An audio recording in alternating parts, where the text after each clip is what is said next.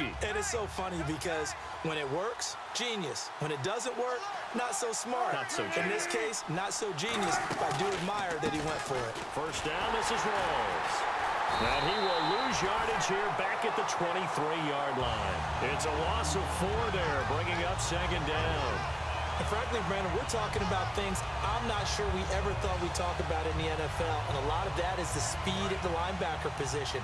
A lot of these guys in college, they were safeties. They moved them up to outside linebacker to combat the spread offenses, and now we're seeing it in the NFL. Those same guys using their speed to make plays in the backfield, similar to that one. And he finds his tight end, Graham. It'll be a pickup of 13 on the play, and that'll bring up a 3rd and 1. And there's another completion to the tight end. And let's face it, it is hard to overthrow a 6'6" target. It is indeed. Quarterbacks like their speed guys. They like that huge 6'6" target that they've got in him. They really do, and it reminds me of what one great tight end told me once. He told his quarterback, just make sure you throw it up there, you know, kind of like put up on the top shelf where the kids can't get it. Well, partner, the hit sure looks like a simple route, but I think the issue with it is a lot of time when you're making that play, you're actually working your way back inside towards traffic where the big guys are coming from inside out, whether it's defensive ends or linebackers. And a lot of the time, instead of securing the pass, your eyes might stray towards the middle and wonder where the big hit's going to come from. On the return now, here's Keyshawn Martin. And he'll get it up past the 20 to the 22-yard line. And now out come the Patriots. And on that last drive, went for it on 4th, turned it over. A good job by their defense, though. They held them to 3, but this offense, they've got to be a little bit better, a little bit more careful here. And sometimes when you see these calls on 4th down, when they decide to go for it, it's not necessarily the coach saying, I believe in my offense. Sometimes the coach saying, I believe in my defense. I can afford to go for it here, because if we don't get it, I don't think we'll give up more than 3, and that's exactly what happened. You think that factored in? I do. I think that he had that in his mind going into the game, that I'm going to be... And that's caught inside the 35.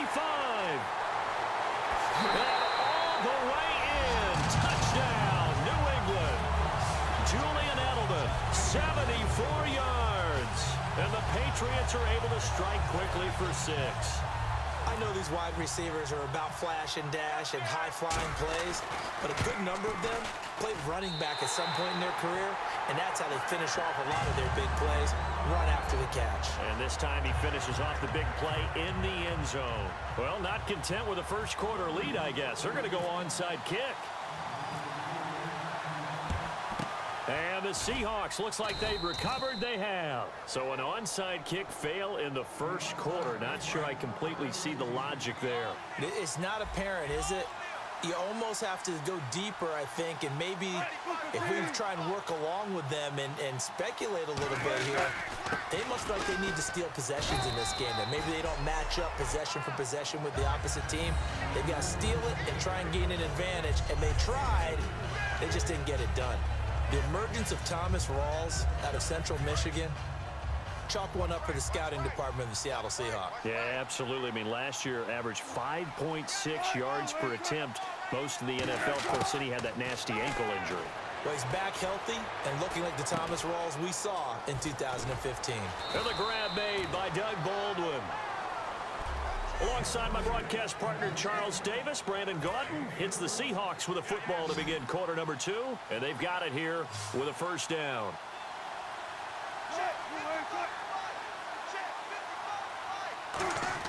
From the shotgun, Wilson. And he just throws this one away. Smart decision here this close to the end zone, and it brings up second down.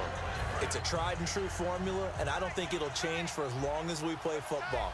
If someone's trying to throw the ball and you can put pressure on them and make it tough, that's only going to help your defense. Yeah, he's since being hurried. He got rid of it before taking the hit, but incomplete. Only a couple yards there, and that's going to set up a long 3rd and goal. Defensively, I think they can smell a stop ball right around the 5 here, brings up 3rd. And I think what they've done is they put doubt in the minds of the offensive guys. What do we do? Because now you don't have a go-to play. Either side they pick, throwing it, running it, it won't be easy. Now, that's going to be a tough one to explain when they get together and watch the game film, isn't it? I mean, they had the right call, had the out route, He's got to know where the first down sticks are, yet he steps out of bounds that close. Not their best play. And Hauschka's kick is good. And they will cut the lead back down to a touchdown now at 13-6.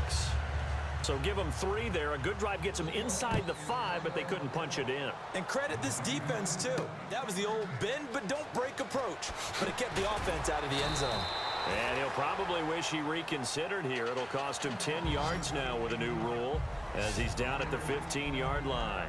Well, conventional football 101, tells us if you don't get it back to the 20-yard line on a kickoff return, that's a disappointment.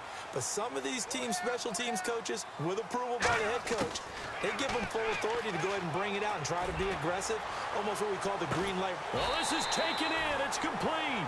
A big play there for New England. 42 yards. That was good coverage, but it was an even better catch. Great job by both of them, but only one of them ultimately was the winner coming down with the football. A give to the fullback on the dive. And able to push his way forward here for a good little gain. 7 yards on the pickup there, and it'll leave him with a 2nd and 3. And that looked like some pretty easy yardage there right up the gut. And he's a guy that has some height to him, so when you don't have to drop a shoulder or create or get through contact or trash, makes it a lot easier to stay upright, see the field, and make a run as we just saw there. Blunt, the lone running back. And they'll give it to him here. And he's got room. A good pickup there of 20 yards. Sometimes those lines that are drawn on a grease board or in a playbook, they come to life out on the field, don't they? And we just saw down that outside handoff to the right. That right tackle, he gets excited for that call, doesn't he? He does, because he just wants to dominate his guy and say, listen, I was the point of attack. I took care of business. That's why you're able to get downfield and add all those yards to your total. Yeah, really nice gain there. Partner, we know today's NFL is really built around the guy throwing the football. But these short runs, they still pay dividends because they can take their toll on a defense and they can add up as the game goes along. You control the clock, you control the ball, and that way you often control the game. And he is going to lose yardage here. That'll go as a loss of 5. And it'll be a 3rd and about 13. As a defender, you're eager to be involved in every play. So when the action goes away from you, a lot of the times you run after the ball. But in this case, what a terrific job by the defender, staying home and taking care of his responsibilities. And he'll maybe get back to the line of scrimmage, but no more than that. No gain there on the play, and that's going to leave him with a 4th down. 2 minutes to go here in the first half. Back to Foxborough after this.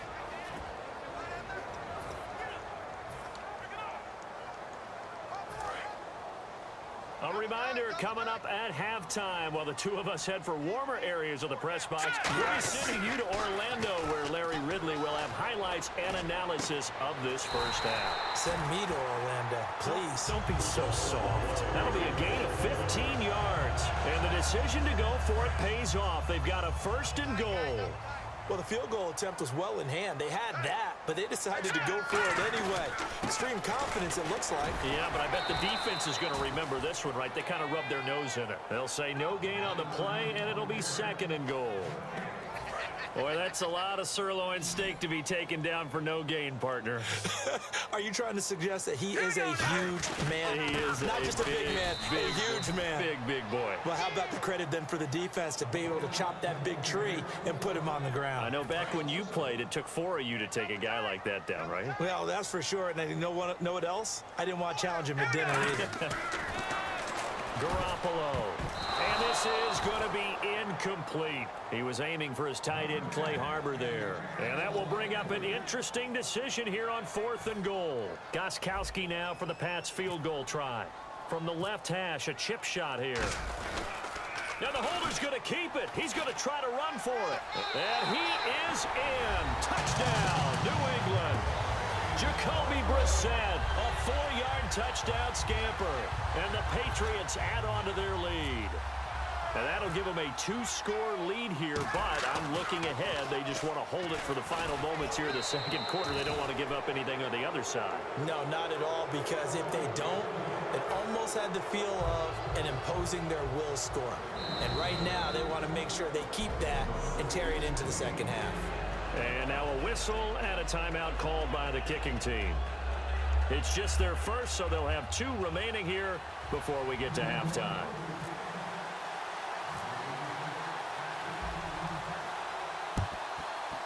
And the Seahawks, looks like they've recovered. They have.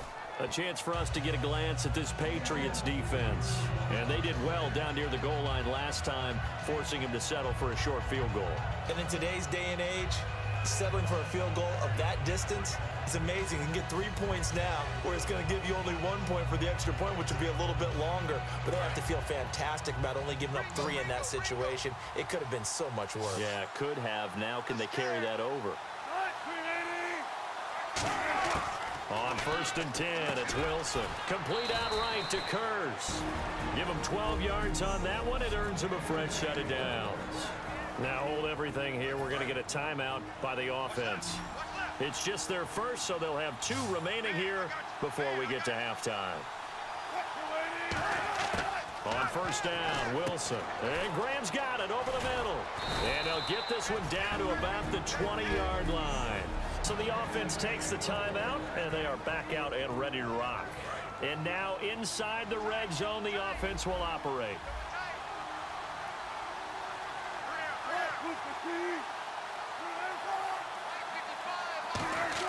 Throwing now, Wilson on 1st down. And he just throws this one away.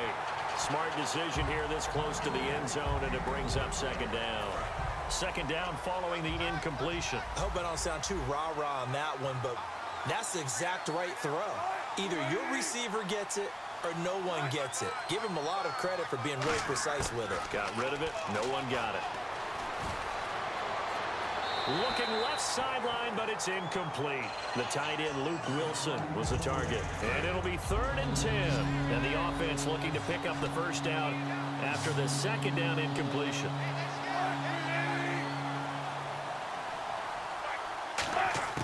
On 3rd down, Wilson. And he takes a shot on the release as this will be incomplete. He was trying to get it to Jermaine Kurz. And that's going to bring up a 4th down. Putting pressure on the guy throwing the football is always good, but when you can couple that with contact on him that leads to an incompletion, as we just saw there, that's winning football.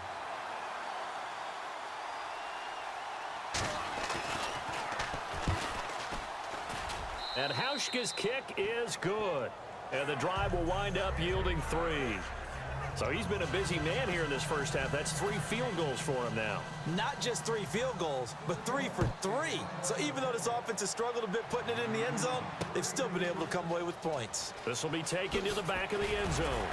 And not a particularly good return here as they'll be forced to start at the 12-yard line. Well, conventional football 101, tells us if you don't get it back to the 20-yard line on a kickoff return, that's a disappointment. But some of these special teams coaches, with approval by the head coach, they give them full authority to go ahead and bring it out and try to be aggressive. Under a heavy rush, and down he goes. Cliff Averill able to drop him for a loss of 4.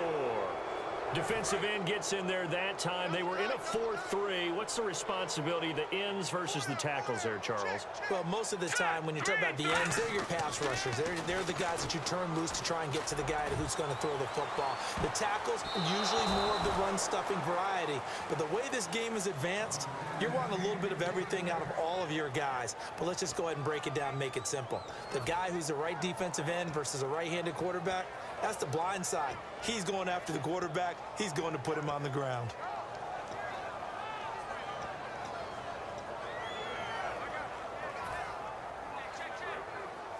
And you see the clock almost empty, so this is likely the last play in the second quarter.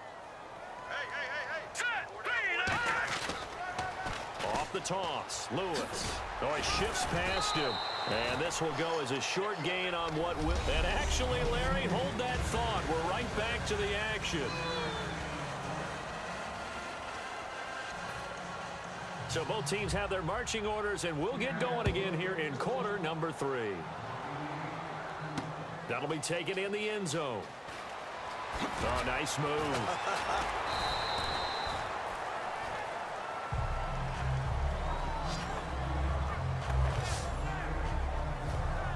Now the Patriots gearing up to go now. They built a good first half lead. Now they have a chance to add on to it.